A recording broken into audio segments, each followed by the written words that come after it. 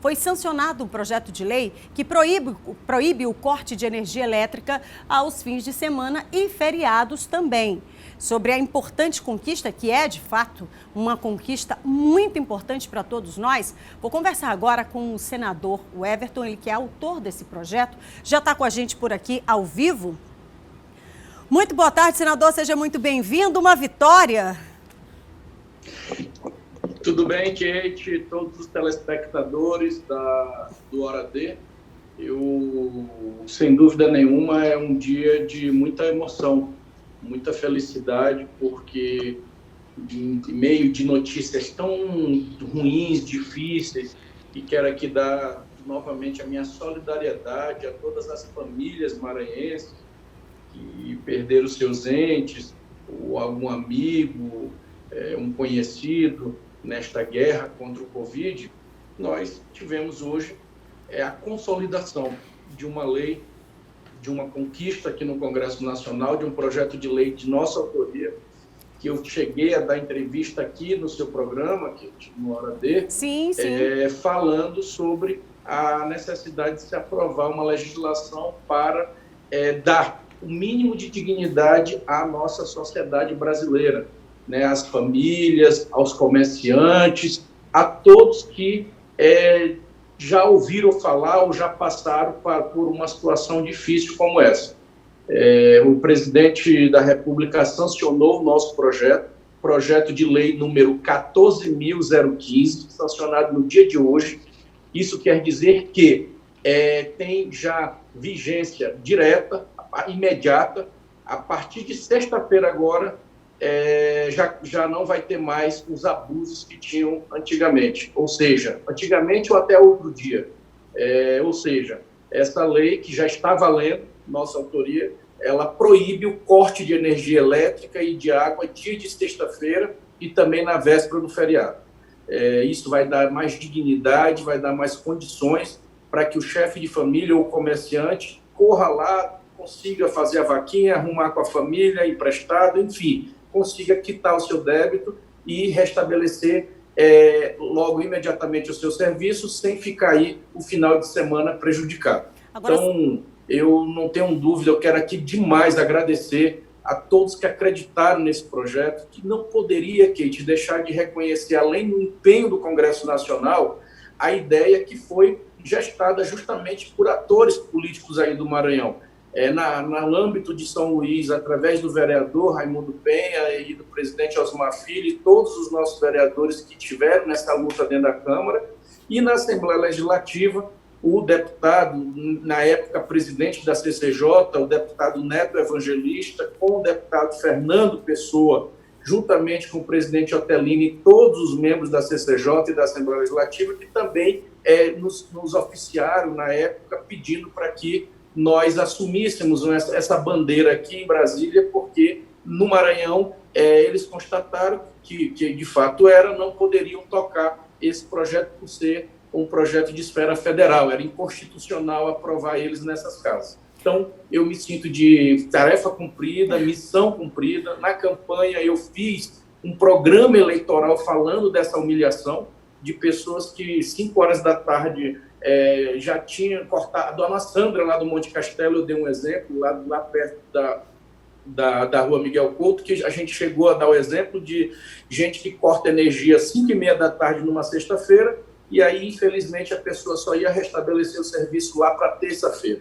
Então, isso, sem dúvida nenhuma, é um momento de muita, mas muita gratidão e muita sensação de que vale a pena, sim, você ficar persistindo, lutando, e essa luta, sem dúvida nenhuma, ela se resume agora em resultado, em trabalho, em vitória, em prestação de contas ao povo maranhense. Agora, senador, eu vejo esta luta e o resultado disso num cenário, neste momento, extremamente oportuno. Outro dia a gente conversava, inclusive aqui no Hora D, e o senhor desenhava já aquilo que a gente já considera muito complicado economicamente falando, que é a situação de muitos brasileiros, e aí a gente traz aqui para o nosso quadrado, muitos maranhenses que perderam o seu emprego, tiveram salários reduzidos, e aí hoje, com essa ajuda, né, com esse aporte, o trabalhador ele consegue, né, pelo menos respirar para poder pensar um pouco mais no que vai fazer.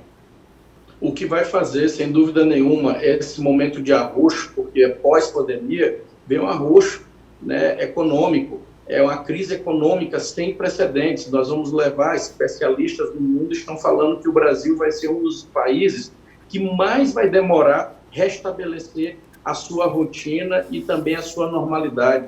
Nós estamos com índices de desempregos altíssimos. Nós estamos ainda com as condições, infelizmente, das nossas famílias muito mais empobrecidas. Tanto que a classe média hoje ela perdeu um poder aquisitivo assim de forma muito violenta.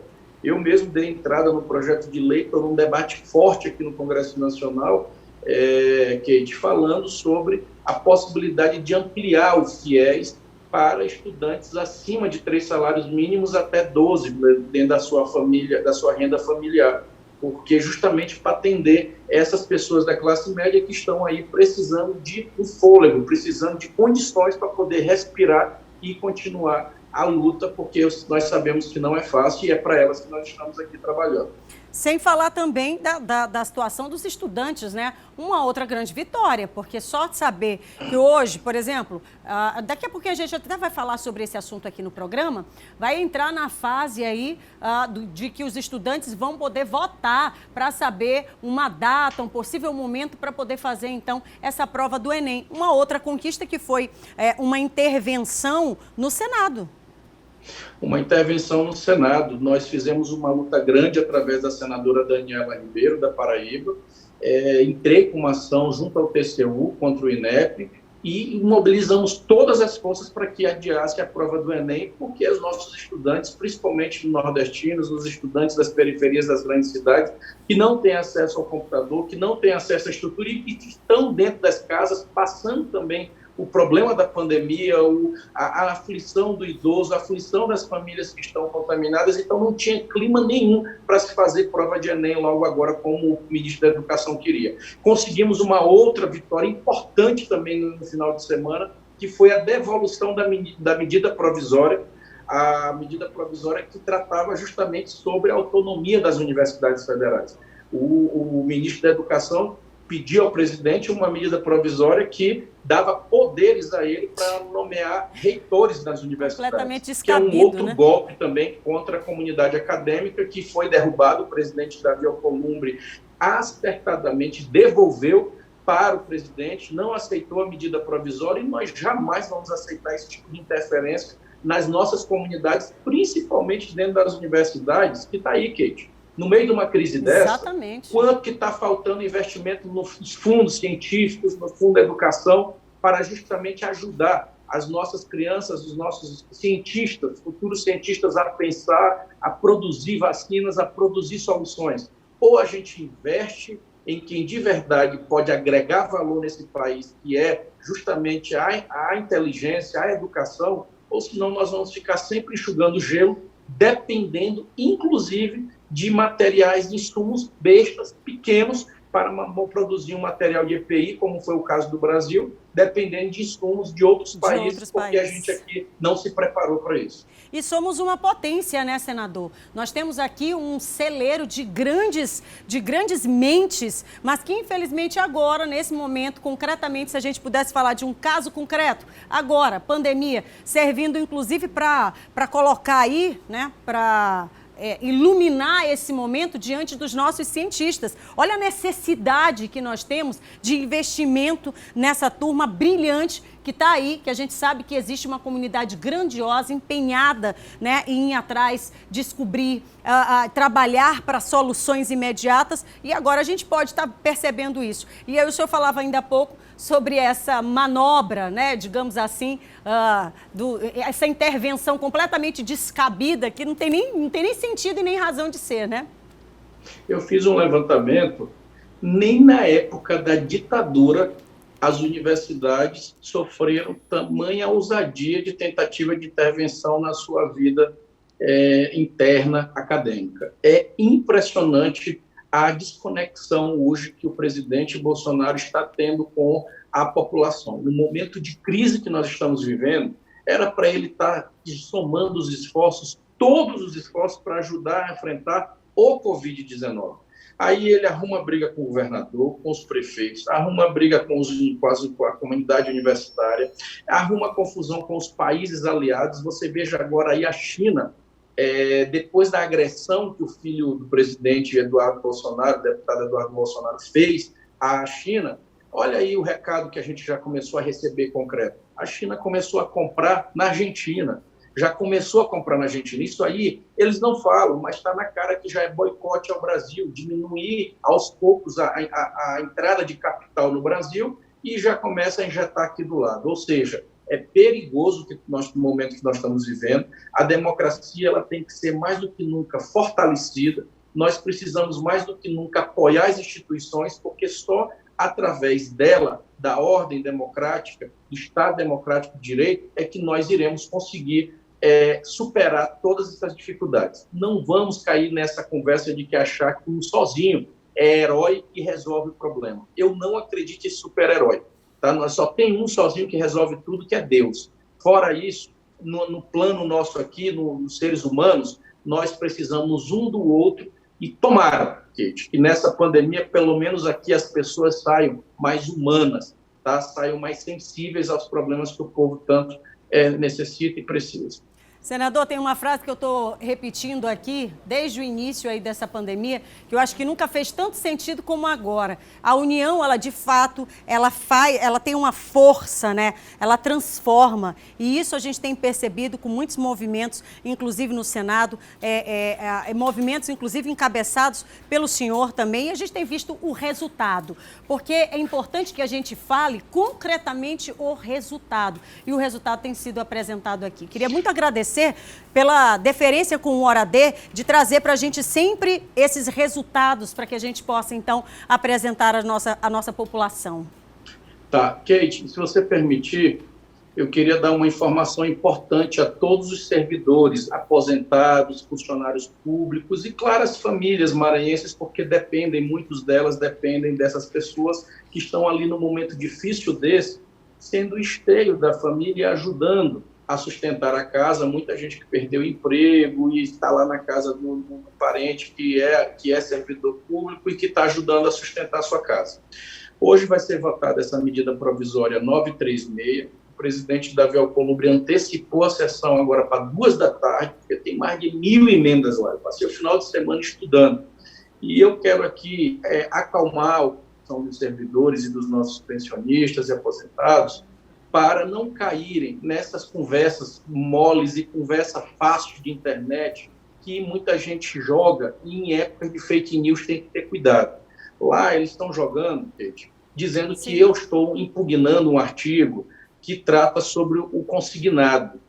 O senador Everton está tirando de lá desse projeto. Eu vou lutar hoje para tirar o aumento da margem do consignado e é importante as pessoas entenderem o porquê que eu estou fazendo isso. Lá, hoje, a legislação diz que você pode comprometer o seu salário até 35% para fazer empréstimo.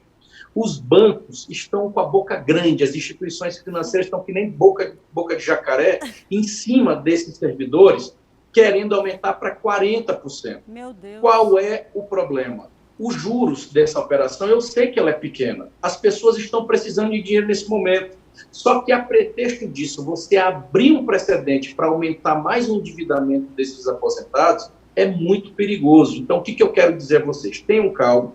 Hoje eu estou lutando para que não aumente essa margem, para não aumentar as dívidas dos nossos trabalhadores. Cada um que faz um empréstimo desse fica refém dessa instituição financeira cerca de 7 anos, entenda, 7 anos você sem receber seu saláriozinho.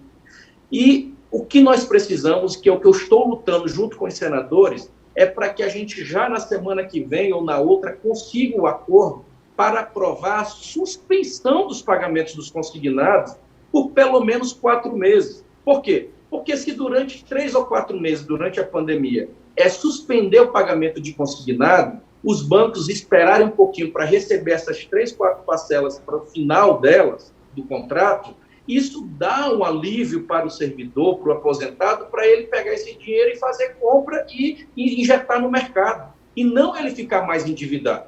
essa é a nossa linha e nós iremos manter o foco para estar defendendo, sim, os nossos trabalhadores. Eu queria agradecer o espaço, Kate. Nós é que agradecemos, muito obrigada. Já temos aí uma nova pauta, né? Trazer, então, esse resultado para essa comunidade, que é grandiosa também, trabalhadores, sim, aposentados. Já deixo aqui aberto e o convite feito. Você tem uma dúvida, eu recebi um vídeo de uma dessas empresas que estão defendendo, dizendo que o senador Everton está contra o aposentado e que não quer deixar aumentar a margem. Aí eu fui olhar o vídeo, é uma empresa de empréstimo, ou seja, eles são tão cara de pau que nem tem um cuidado de separar os interesses da raposa com a da galinha. Né? É gente que empresta, que ganha dinheiro lá em cima do coitado do servidor que vai lá pegar o dinheirinho, ganham muito dinheiro e ainda querem achar que vão me intimidar com isso. Nós não iremos ceder, até porque o nosso aposentado e nosso servidor já é explorado demais, principalmente em época de Bolsonaro, que querem criminalizar todo mundo e o serviço público. E nós estamos aqui para que a gente possa garantir, sim, o melhor para eles. Muito bem, então tá aí, senador, muito obrigada mais uma vez, espaço aberto. Tá aí mais uma vez a gente conversando com o senador ao vivo aqui